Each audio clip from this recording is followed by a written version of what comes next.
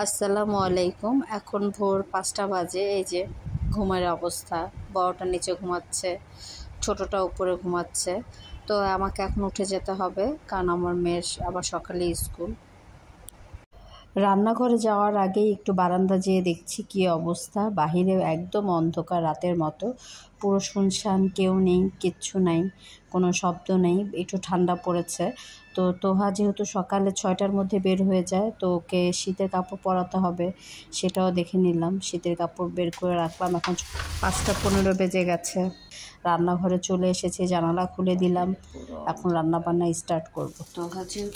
আলহামদুলিল্লাহ, তোহা যেহেতু হিপস পরে, তো ওর হিপসে আবার রেগুলার ক্লাসে এই দুইটার জন্য 2 শিফটে হয়, ওকে 2টা টিফিন দিতে হয়। তো বাসায় তেহারি রান্না করা ছিল, তেহারিটা গরম করে দিচ্ছি, এক চুলায় বসিয়েছি, অন্য চুলায় নুডলস দিচ্ছি। আজকে ওকে নুডলস আর তেহারি দিব। আমার বাসায় যে আপা আসে আমাকে সাহায্য করে, তো সে আপাকে দিয়ে আমি আলু কাটিয়ে রেখেছিলাম ভাজি করার জন্য, কিন্তু গতকাল আমি আর সময় পাইনি ভাজি করার জন্য। তো সকালে এটা ভাজি করতে হবে, সকালে নাস্তার সাথে খাওয়ার জন্য। এক চুলায় ভাজি করতে করতে অন্য চুলায় মেয়ের জন্য যে নুডলস রেডি করে দিলাম। ও এমনি নুডলস খেতে চায় না, তাই এর মধ্যে আবার 5-6টা চিকেন বলও দিয়ে দিয়েছি। আগের দিন রুটিগুলো বানিয়ে হালকা সেঁকে রেখেছিলাম, তো এখন ওই রুটিগুলোকে সেঁকে নিব, তারপর শাহিদকে নাস্তা দিয়ে। ওর বাবা পা ব্যথার কথা বলছিল, তাই চুলায় গরম পানিও বসিয়ে দিয়েছি, ওয়াটার ব্যাগে ভরে ওকে একটু গরম পানি সেঁক দিয়ে দিব। এদিকে আমার আলু ভাজিও রেডি হয়ে গেছে, চুলা এখন নিভিয়ে দিলাম। মোটামুটি মেয়ের টিফিন, সকালে নাস্তার জন্য ভাজি রেডি। এখন আমি তোহাকে ঘুম থেকে উঠাতে যাব। তোহা, মা উঠে যাও, মা উঠে যাও, উঠে যাও,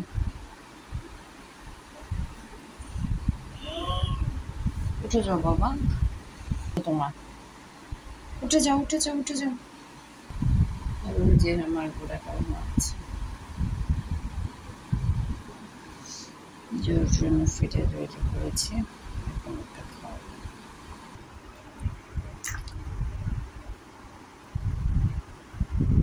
পিচ্চিটাকে খাইয়ে দিলাম, এখন চুলায় তাওয়া বসিয়েছি, রুটি সেঁকে নিব। আর দেখছি আমার মেয়ে কী করছে। ওই যে তোহা একা একাই রেডি হয়ে গেছে, এখন মাশাআল্লাহ ও নিজে নিজে রেডি হতে পারে।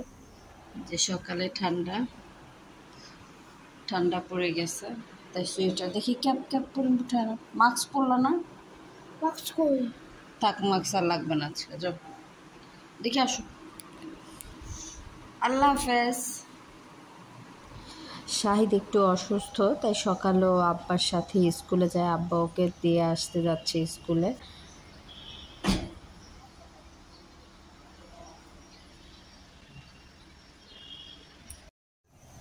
ভাজি রান্না হয়ে গেছে, একটু লেগে গেছে। যেখানে রুটি সেঁকা চলছে, চার জন্য পানি বসিয়ে দিলাম। চার পানি ফুটে গেছে, চা পাতা দিয়ে দিলাম। এটা হতে থাক, আমরা নাস্তা করে নিই। আমার রাস্তা কমিয়ে দিয়েছে। রুটি ভাজি দুইটাই রেডি, এখন আমরা নাস্তা করে নিব দুজন। চা ফুটানো হয়ে গেছে, এখন চা বানাবো। চা হয়ে গেছে, চা রেডি।